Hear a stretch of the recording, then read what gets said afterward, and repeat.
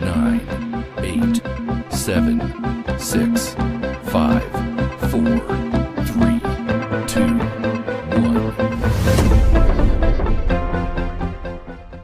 Howdy, CROC Nation. Dr. Tommy and Ellie here with you with another amazing CROC podcast. The reason why I use the word amazing is not because I'm amazing or Angel's amazing, but because you guys are amazing. You cancer survivors / thrivers, you guys are absolutely the bomb. We cannot tell you how worthy and awesome you are. We dedicate this 30 minutes to you every week on the CROC podcast. Angel Santana, have faith, let it begin on the other side of the computer glass. Angel, I could not be more excited. You know, it doesn't even have to say that today is March 10th. You don't have to even think about the fact that it was birthday yesterday. Today feels like the CROC Nation's birthday because we have an amazing guest here with us. And I don't want to steal your thunder, Dr. E, because I know you have something prepared, but I just want everybody to know, make sure that you definitely strap on your seatbelts. Make sure those tray tables are in upright positions because today is going to be one of the greatest rides ever on the CROC Nation airline. Let's go. Angel, you're not just whistling Dixie. I'll tell you that. Today is going to be fantastic. And the reason why is that you and I were sort of talking offline and we were saying, you know, we haven't had a guest on in a while and we're getting a bit stale and we need to have a guest. So, you know, I'm thinking we're going to get Len on in a couple of weeks, our old dear friend from University of Texas and blah, blah, blah, blah, blah. And I say to myself, we need some new blood on this podcast. We need something that's going to really give us some, pizzazz. We need to really get the fireworks going. And I'm walking through the clinic and I see this journal called Cancer Health. And I look at Cancer Health and I'm looking at this guy on the cover who looks a lot like me, actually, this handsome, older bearded man. And I say, wow, maybe there's something in here that'll attract me. And of course, what does my eye go to? It says, what does a cancer doula do? And I say to myself, I know what a maternity doula is, and I know what a death doula is, but I do not know what a cancer doula is. And then I open up the magazine and I see absolutely this angelic, beautiful creature, Talaya Dendy from Minneapolis, one of my favorite American cities. And then I start to read and I say, wow, this would be fantastic. What a great guest. And Angel, you know I don't have many talents, but one of my greatest talents is to embarrass our guests. And that's exactly what I'm going to do tonight. I knew Ladies and gentlemen, cancer thrivers, survivors throughout the world. And I believe we're number one in India, I think, Angel. So all of our friends in India who are listening today, I have to tell you, every time that I think I know everything, God comes down and absolutely has a laugh at my expense. So I start reading this little journal and I speak to this amazing, humble, wonderful, spiritual person, and we're getting to know each other. And I'm thinking, all right, I'm going to drive this podcast because, this is the CROC podcast, right? There's no other podcasts out there except for the CROC podcast. And lo and behold, of course, doing my due diligence, I'm researching, and oh my God, Angel, this is not just an all-star guest. This is not just a Hall of Fame guest. I want to tell you something. Talaya, number one, is a cancer thriver, 12 years from lymphoma, number one. Number two is an amazing cancer advocate, doula, and board certified advocate, as a matter of fact, for cancer patients, survivors / thrivers. And then I got to YouTube. Then basically the entire world exploded. Talaya, I'm starting from 4 years ago, your first podcast, when you taught us about 3 things, and you're wearing your Minnesota Lynx lime, like electric green t-shirt, telling us about your life, and giving us some hints. And Talaya, what growth from that first podcast 4 years ago. I'm going through it. I'm learning about watermelon and dry mouth. I'm learning about just about everything you could think about. so many of the things that you've addressed over the last 4 years, I've thought of some of the stuff we've done that you've already done. And then all of a sudden, everything came crashing down. You broke my heart because you had another radiation oncologist on your podcast before me. Not only did you have Dr. EB on your podcast, Dr. EB is probably like now my new hero, and I need to meet her, and you have to connect us because we're both of the same ilk. So without further ado, now that Angel, we've embarrassed the heck out of her, Talaya Dendy, welcome to the CROC podcast. Oh my goodness, Tom. Thank you so much. Like, I have been trying not to let my laugh out for the longest. That is one of the best introductions I've ever had. Thank you so much. Like, I'm almost in tears laughing because it's just so joyful. And I so appreciate the work that you did to really learn about my journey, not just with cancer, but my professional journey as well. Thank you so much. I'm so happy to be here. And just a wonderful intro. Thank you. Oh, thank you. So, and it was from my heart, and I hope you felt it. And I also want to tell you that I'm going to embarrass you one more last time, and then we're going to get to work. Okay. The growth of you as a podcaster over 4 years is incredible. Number one, you are professional, you are composed, you are intelligent. Your message is spot on, important. The work you're doing is crucial. The guests you have are unbelievable. As a matter of fact, you invited me to your podcast. After I saw the people on your podcast, I'm not going on your podcast because I don't want to embarrass your podcast by going on with some of these people. I mean, Angel, this lady is the real deal. Thank You know what? so much. And that's a blessing. Yeah, and that's a blessing. That's a true blessing.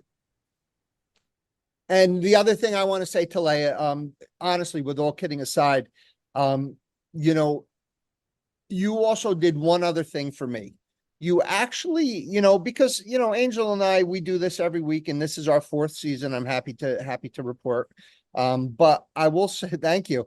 But I will say that sometimes you have to kind of sit back and take stock of exactly what you're trying to do.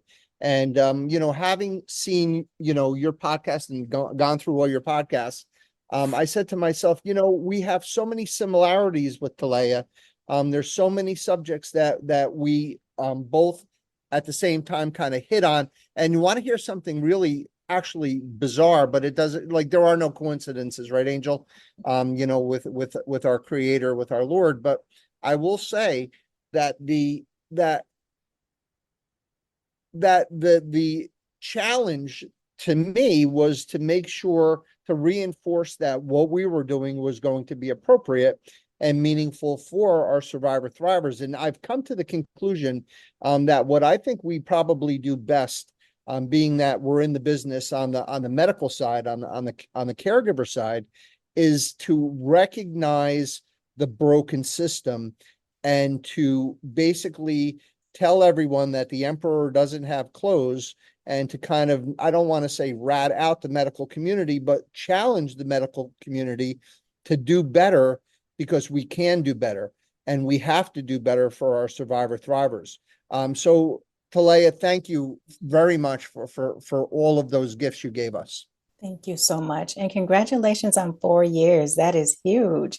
And I love your podcast, by the way, as well. A lot of great information. And it's so touching that it's coming from a doctor who gets it. So thank you for everything that you do, Tom. Excellent. Without further ado, cancer doula. So, the first question that I'm going to ask, and you actually had a few podcasts in the beginning, basically, what the heck is a cancer doula? And there were a couple of others that I saw, the doula and the dancer, right? So there's a lot of stuff going on here. So why don't you tell us, from my doula style, from that April, from when you were diagnosed through your treatment, and then how you came to become an advocate, to become a doula. Absolutely. Thank you for that question, Tom. So I was diagnosed with Hodgkin's lymphoma in April of 2011. And I actually went through a whole series of events before actually getting the diagnosis. So I will take you back to 2010, about March, April of 2010. And I had went to visit my primary care doctor. It was time for an annual exam. And after the exam, I pointed out a lump on the side of my neck. It wasn't a huge lump, but it had probably been there about maybe 2 weeks by that time. And pointed out to my primary care physician. She basically just blew it off. Oh, you work out a lot. It's probably just a pulled muscle. Don't worry about it. Well, during that time, I was very focused on climbing the corporate ladder, doing all the things that society says you need to do. And I just kind of let it go. Well, mind you, a year later, it didn't go anywhere. It was actually bigger and harder. And I knew something was wrong. I knew, but I did not suspect cancer. And so, I was telling my mom about it. I said, I'm really concerned. I don't know what's going on, but this lump, I've had it there for a while, about a year. And I said, my doctor just really did not seem to be too concerned. She didn't look at it, she didn't ask any questions. And so my mom suggested that I go to a different doctor. So I went to this new doctor. It was a year later, so time for another physical exam, did the exam. And again, I pointed it out to this new doctor. Her response was a total 360. She touched it, she looked at it, she asked questions, she seemed really concerned. And so she, was looking at it. And when she touched it, I noticed something changed in her whole demeanor. And she said, Talaya, right away, I want you to go in for an ultrasound as soon as possible. Mind you, I had just started a new job, probably about a week and a half, 2 weeks prior. So I'm thinking, oh my goodness, I can't take time off from work. I don't want to lose my new job. I'm like, boy, Yeah. this is not going well. So go in a couple of days later for an ultrasound. That ultrasound came back inconclusive. However, I could tell there was something going on by the technician's face, once again, her demeanor. And I said, is there anything that you can tell me? And she said, honey, the doctor's going to reach out to you with more information. I really don't have anything to share. So got a call a couple days later, and I was told that I needed to go in for a fine needle aspiration. That is where they take a small sample of the tissue and cells from that area or that lymph node. Unfortunately, that came back inconclusive because they did not get a big enough sample size. So here we go again. I'm told that I need to have a biopsy of that lymph node. So about a week later, went in for a biopsy. They did not take the whole lymph node, but they took a rather large portion of it, tested that. Probably about 3 days later, which happened to land on a Friday, when I was driving on my way home from work to go home, enjoy the weekend. Well, I get a call, and it was the nurse. And she said, honey, I'm so sorry to tell you, but your test came back and you have Hodgkin's lymphoma. Mind you, I'm driving, but I'm hands-free. And so I'm like, okay, wait a minute, I got to pull over. And so I just found a residential street to pull over on. And I said, what? What is that? And I just fired off probably seemed like 50 questions. And it probably seemed like more to her. And she stopped me. And she wants, honey, I'm so sorry. You have to talk with your doctor. Call the clinic on Monday. Here's a number. Get your appointment set up. But what I can tell you is that my husband had Hodgkin's lymphoma several years ago, and he's doing great today. And I wish you the best. So gathered myself to be able to drive close to TJ Maxx, which was not very far away.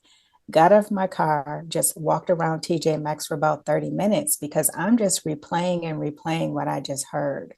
And I'm also looking for answers. I knew they weren't in TJ Maxx, but I'm like, I need somebody to tell me something. And so I get myself together. I call my family when I get home and I let them know the news that I had just received. Of course, they had a lot of questions. I couldn't answer those questions. And so I explained to them that, I'm sorry, you have a lot of questions. So do I. I don't have any answers for you. But what I need for you to do for me is just give me a little space this weekend and let me just really think about what I just learned. And thankfully, they did that. So I took the weekend to pray. I cried. I was angry. I think I went through every emotion possible during that weekend. But it's one of the best things that I could have done because it allowed me to release all of those things, all of that negative, heavy energy, all of that fear. And it allowed me to take action that Monday morning and call and get connected with the oncologist and start getting appointments lined up. And so my cancer journey, thankfully, I was blessed with a wonderful oncologist, someone who really respected me, seen me as a partner, heard everything that I had to say, answered every question. However, there were still a lot of gaps in my care. And by that, I mean, there was no one to talk to who had been through something similar. There was no one that I could go to say, hey, what was it like for you when you had Hodgkin's lymphoma? What can I expect when I go to my first chemotherapy infusion? What is it like to prepare for radiation? What are some of the side effects that you experience? There was no one. And so I actually went to a support group. Unfortunately, that did not work for me. I was the youngest person there. I was the only Black person there. And everyone there was so negative. But I had decided already when I got the news that I was going to do whatever I needed to do to live. And so my cells, my immune system, my body, we were all in agreement. They're yelling like, get us out of here. And so I exited about 15 minutes after being there. And I said, wow, it just doesn't seem like there's anyone that gets what I'm going through.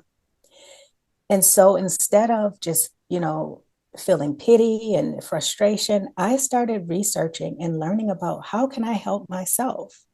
And so I started learning about mind body connection, different modalities like meditation. I was already journaling, but learning how to really utilize that to get in tune with my emotions. I continue to exercise and do all these things. I continue to learn about the type of cancer. Once I got through treatment and everything, and a few years after my diagnosis and treatment, there was this calling. And I had already knew because before cancer, I wasn't that happy in corporate America, but I was doing what society says I was supposed to do. Go to college, get a great job, earn a great living. But there was always something that was like, this is not it. There has to be more. And that didn't go away. It actually intensified after my experience with cancer.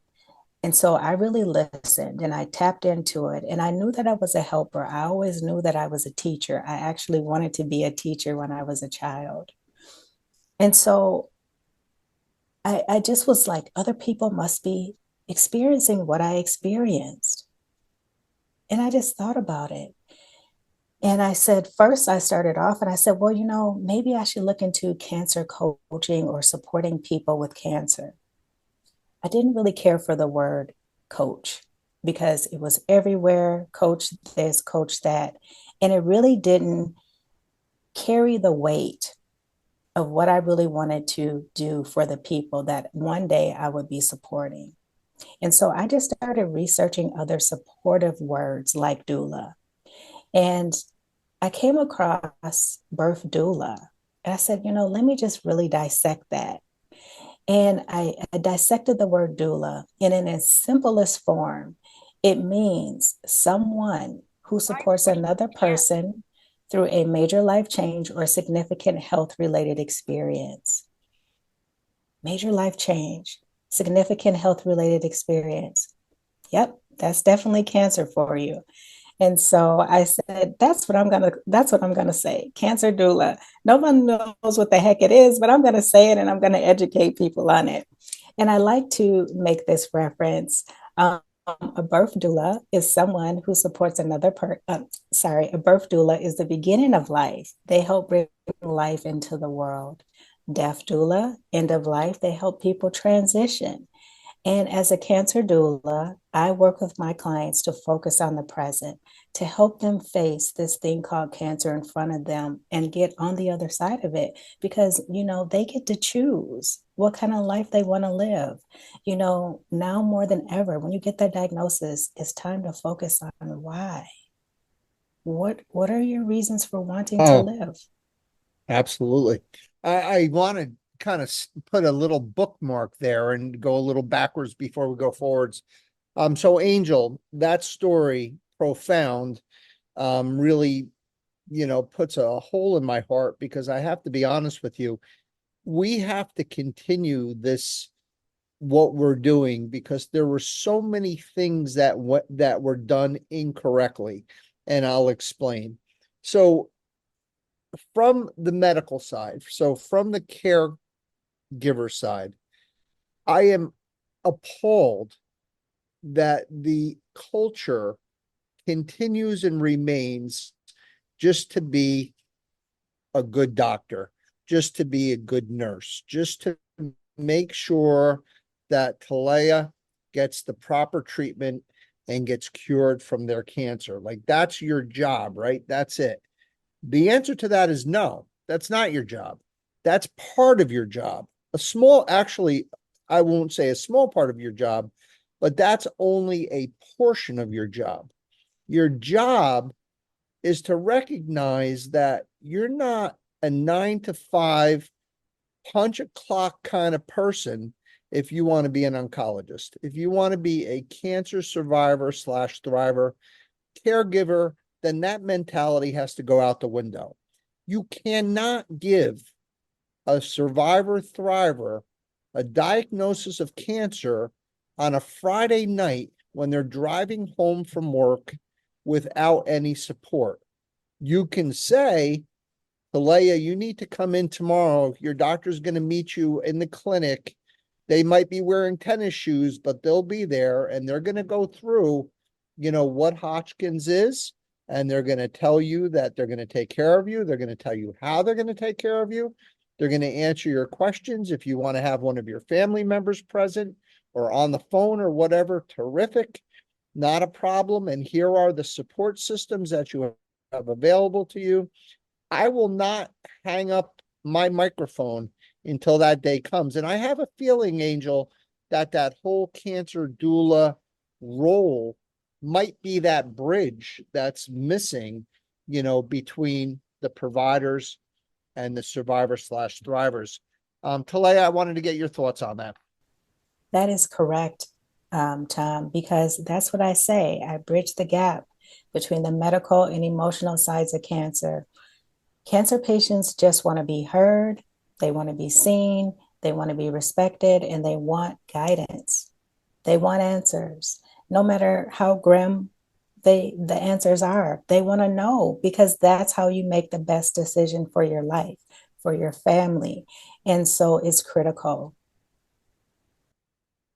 Absolutely. But also they want to know on their time, at their convenience, not at the convenience of a 9 to 5 clinic. I think that's really important. Yeah. I don't know how to do this, but I'm trying to get to have the caregivers, give their numbers or be available after hours, and to be able to answer the questions that they need to have answered. And to be honest with you, I have the most delightful talks after work on the weekends at night, because you know why? There's not 50 people that are running after me, to sign something or to, to get a question answered or whatever, some kind of an emergency. You could actually concentrate, on that person. And when you get an on-call oncologist who doesn't know your case, they pass the buck. They say, I'm sorry, Talaya, I don't know your case. Doesn't sound like you have an emergency. This could wait till Monday. But you know what? What if it was you? Angel, if it was a family member, you wouldn't want to wait till she had to wait. She had to go to TJ Maxx, and like she went to TJ Maxx. She just needed a place like to be safe, Yeah, and I'm literally I was sick to my stomach, a little bit, had that pit in the stomach while she was describing that. I'm gonna save what I have, what I just from that beginning, what I have for her at the end, because you know me, I always like to try to get that last piece out. But yeah, no, Angel, you always get the last word, you know that. Talaya, I wanted to ask you also about cancer doula support and why it's important for our survivor thrivers and for their families. Yeah, so for all the reasons that I just explained, but then also to provide coping strategies for cancer patients and their loved ones, to provide information and education, to be a source of non-judgmental support, to help them understand their rights as a patient and how to navigate the healthcare system. So that advocacy piece, and then also helping them to set realistic goals. One thing that was really hard for me, Tom, was when I started treatment. And after the first one, I'm like, I got this, I can do it, I can do it. But those treatments compound. And so by month 3, I'm like, ooh, this is a different feeling. I have to slow down, but no one really warned me about that. So setting those realistic goals, whether they're physical goals, whether they're work goals, whatever, and then also providing personalized care for them, helping them to create their plans for their well-being. What is well-being? How do you nurture it? We throw out these words and a lot of people don't really know what those mean at their core. And then also helping them to communicate with the healthcare system and their providers, helping them to make informed decisions and gather that information, credible information that they need to make those decisions. And then also, helping them to maintain hope and optimism. Of course, there's going to be those tough days, those bad days where you just don't feel so positive.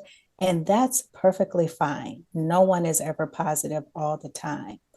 The goal is to not get stuck there. It's to work your way through those emotions and really learn how to tap into your body. What is your body telling you? So understanding that mind-body connection, not pushing yourself, to do and be all these things when your body's saying, I need rest. It's okay. And so those are some of the things that I work on with, cancer patients and their caregivers. And those are things that no one talks about.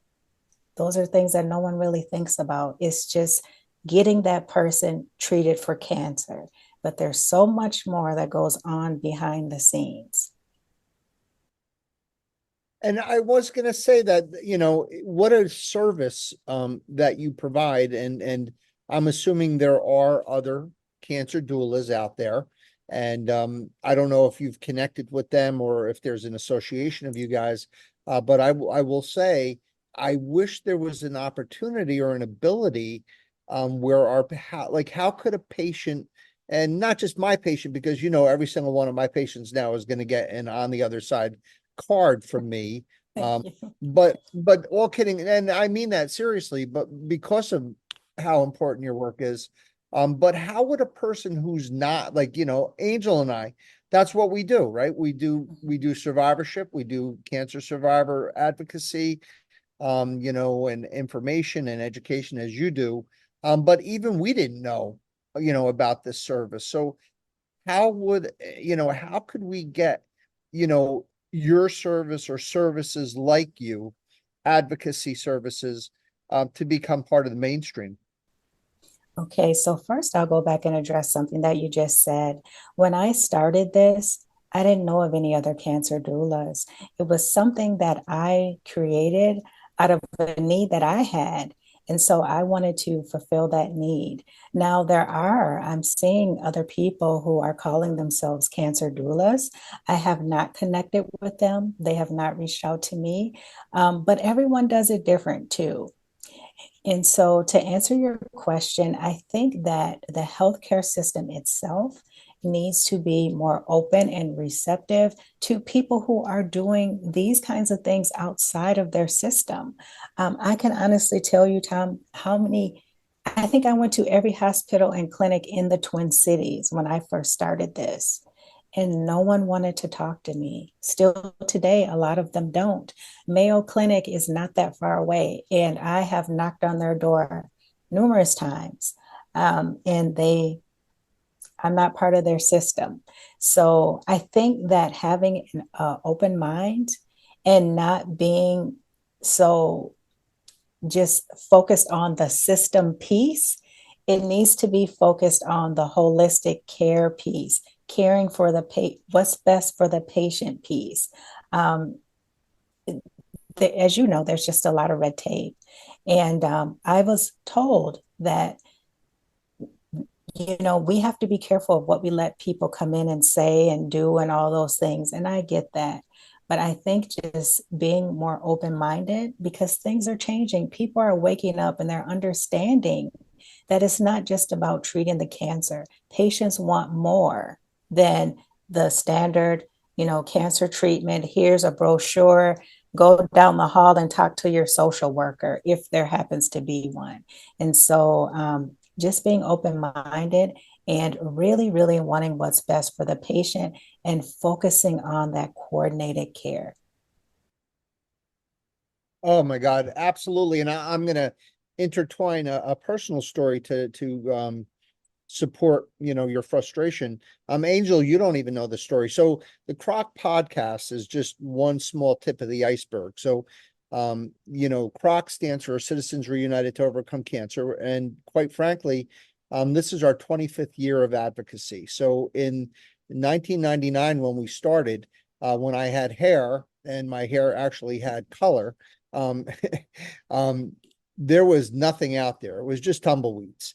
And I put together, based on an observation, like your first podcast on the three, the three important things.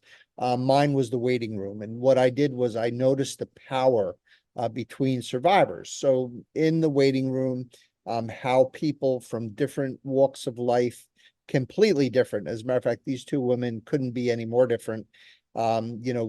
Established a friendship, and then they finished on the last day.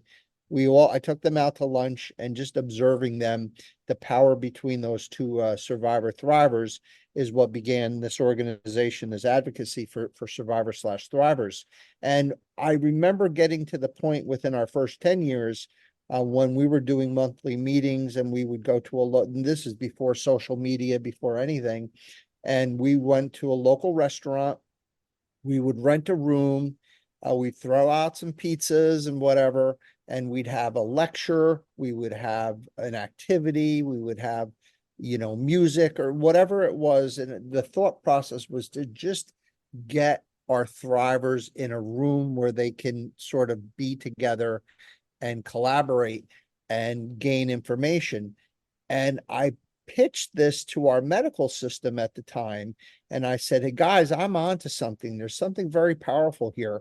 And I'd like to collaborate with you guys because you guys are the hospital. You guys have, power, being the organization. And they said, thanks, but no thanks. We're going to do it ourselves. And they did it so poorly, and they did it so Bush League. I think for their support meetings, I think 4 people came, and I think that maybe they had stale cookies and cold coffee. So I think that when, you try to collaborate, everyone thinks they know everything. And listen, Mayo Clinic is the Mayo Clinic. Much respect to the Mayo Clinic and places like the Mayo Clinic. But you know what? Some on the softer side of things, our survivor thrivers have needs that are not being met. And I think that your services, Talaya, are exactly, Talaya, I'm sorry, are exactly what are needed.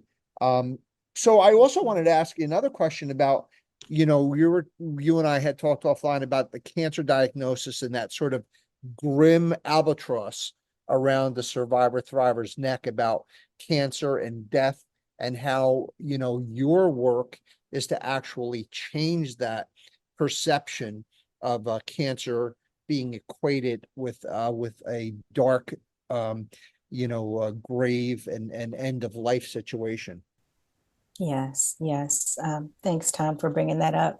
I, I I think it's so important because how you start can, in some cases, determine how you finish. And if you start thinking about, oh, I'm going to die, this thing is just taking my life, you know, that's probably not the best way to look at it. Yes, there's that possibility. However, now more than ever, there are more people who are surviving and living with cancer or living in remission with cancer. And I'd like to encourage people that when you get that diagnosis, yes, there's going to be fear, there's going to be uncertainty, there's going to be all these things. However, feel those things, but then say, what is my why? What reasons do I have to live? Is it your children? Is it your grandchildren? Is it a legacy that you're working on that you want to leave behind? Really hone in on those things and use it as fuel to drive you through this every day. Focus on your why, and don't focus on that, that you're going to die. Now, some people do get terminal cancer diagnosis. However, God has a final word. There have been people that have been told they're going to die in 3 months and they're still here. You just don't know. And so don't focus on the death piece. Yes, everybody should have their affairs in orders because we could die just getting in our car. Who knows? But when you get that diagnosis, don't let that be the first thing that you go to. Try not to let that consume you. Focus on what reasons do I have to live. That's going to be your hope. That's going to be your anchor to, really get you grounded mentally and physically. Absolutely. Absolutely. And Angel, I think that we do a lot of work, Talaya, correct me if I'm wrong. To your point, one of the things that I've learned, not as a survivor thriver, but as a doctor, is that cancer is a word, and it's so unfortunately powerful and equated to death. And what we do on the CROC podcast is we make sure we let everyone know that everyone has to die, not just someone who has cancer. And there are so many people who don't realize that the people that I want to say that they're maybe jealous of, this person doesn't, most of these people will die before they die, for whatever reason. And I use the analogy of, a woman gets admitted to the hospital for surgery for a stage 1 breast cancer, and a 56-year-old gentleman gets admitted for a heart attack, and they both leave the hospital at the same time. My question always is, who's going to be the one that's going to be driving to the cemetery to buy a plot, and who's going to go over to Popeyes to buy a chicken sandwich? And the answer is that the guy who just had the heart attack has a statistically significantly higher risk of dying first, as opposed to the 50-year-old woman with breast cancer. But it's the breast cancer survivor that goes to the cemetery plot, and it's the heart attack victim that goes to Popeyes for the chicken sandwich. So it's really, really important. The words you say are so true that we have to kind of take that culture of death out of the cancer, this whole, our whole, I guess, The sphere of it. schema. Yeah. Oh, right, the whole schema of cancer, and we have to change it. And thank you for saying that. I also am a big believer in survivorship plans, and we do a lot of them in our clinic. And I specialize actually in thyroid cancer, believe it or not. So I do a lot of thyroid cancer survivorship planning. But tell me, as far as from the doula side, about your cancer survivorship planning. Yeah, so for me, thankfully in 2011, my oncologist gave me a survivorship care plan. And over the years, I've learned that today in 2024, many people still don't know what that is. Many people don't know to ask for one. And a lot of hospitals and clinics or oncology or cancer centers, not everyone is giving those to patients. And what I've also learned is that if a patient happens to be older, let's just say 60 up, 60 plus, they're less likely to get a survivorship care plan because the thought is, well, how much longer are they going to live anyway? Well, that's not right. A survivorship care plan is so important because the thriver, the survivor, they need to know what's next. What appointments do I need to stay on top of? How frequently? What are some things not related to cancer that I need to be aware of because of the treatment that I've received? So, for example, I need to make sure I pay attention to my heart. I need to make sure that I, maintain a healthy weight. There's so many things that I need to make sure that I do as someone who has received cancer treatment. And to me, that helps the survivor thriver to really take charge of their health after the treatment's done. But it's also a way to hold the healthcare system accountable and say, hey, these are things that I need to have done. I may not be exactly sure who to talk to, but who can I go to for this test or to check this? This is what this is telling me to do 3 years out from my treatment. And so I found, and even for me, just having this as a reference, it's not an end all be all. It doesn't have everything, but it's a guide. Because a lot of times, as you know, Tom, when the treatment stops, everything's quiet and no one's around. And so you're trying to figure out, well, what am I supposed to be doing now? I was seeing doctors like once a week, once every 2 weeks. Now I don't know what to do. And so this plan can serve as a guide. And again, it's not the answer to everything, but it gives the survivor thriver some sense of direction and things they need to look out for in terms of their health. Which is a great segue to for me to talk a little bit about on the other side. So on the other side, that is your creation, as is actually the model of a cancer doula. Having a pioneer, on our podcast, yet another prideful moment for us to thank you for that. But on the other side, I'm assuming, meaning after your diagnosis, after your treatment, into your survivorship, again, back to my observation where the tumbleweeds and there's nothing there for you or whatever. So tell us a little bit about on the other side, how you came up with it, how you implemented it, etc. Absolutely. Thank you for that question. So, Tom, as we discussed, people typically associate on the other side with death, and that's what they associate cancer with. But I'm flipping the script and I'm saying on the other side of cancer, there's life. My website is on the other side life. On the other side life. That means that yes, when you get through your cancer treatment, you're on your journey. There's life on the other side of cancer, and you get to decide what that life looks like while you are taking care of yourself and healing. That's the time to focus on the quality of life that you want. Because guess what? You deserve that, especially since you've gone through such a tough time with cancer on your cancer journey. Why not focus on creating the quality of life that you desire? And so, on the other side, again, means on the other side of cancer, there is life. It's not over. Beautiful. And did that cut now? This is about is it 4 years on the other side or even further back than that? Yes. You know, Tom, I actually started it on paper, believe it or not. I had gotten my LLC and everything registered while I was still in corporate America in 2017. And I just kind of put it on the shelf, was just thinking, jotting things down here and there.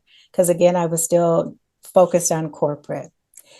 And at the end of 2018, I had said, I completed my coaching certification. it's time for an exit. And so put together a plan to exit corporate America. I left right before the holidays, 2018, November 2018, regrouped, did some more planning in 2019. I just went full fledged. And that's when I started visiting the hospitals and clinics trying to promote. And I've just been building since then. Beautiful. And what growth. I mean, again, what a beautiful moment now for me to tell everyone about your podcast, about On the Other Side. So what looks to me, and again, you could correct me, as sort of experimenting, small little snippets, some advice and things like that. And then like to go full bore. I mean, we're talking about like high quality, like really professional and important things with amazing guests. You could see it build. It's almost like a beautiful piece of classical music that starts very slowly and then it sort of builds and builds and builds and then crescendos. And then I'm looking now at the newest stuff coming up, 2024, such beautiful things. And I think everything we talked about today, and all of your visions really are directly manifested in the podcast. And I think that it directly, the tools you're trying to give to our thrivers and survivors are expressed through you, almost like you're channeling it right there for you. So it's almost like you're giving all of our survivor thrivers their survivorship plans through On the Other Side through your podcast. Does that sound accurate?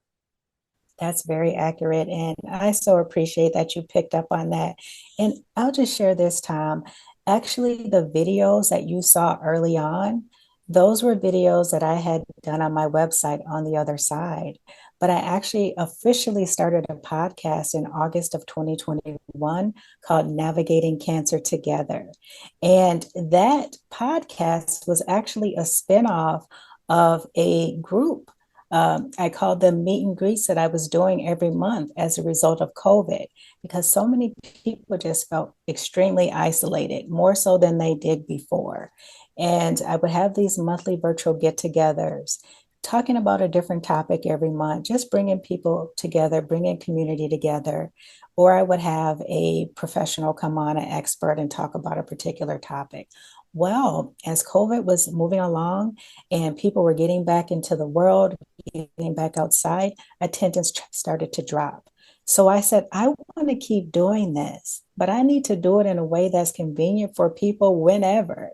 And so that's when I created Navigating Cancer Together. People can listen to it whenever they want, wherever they want. And that's how I keep the community going.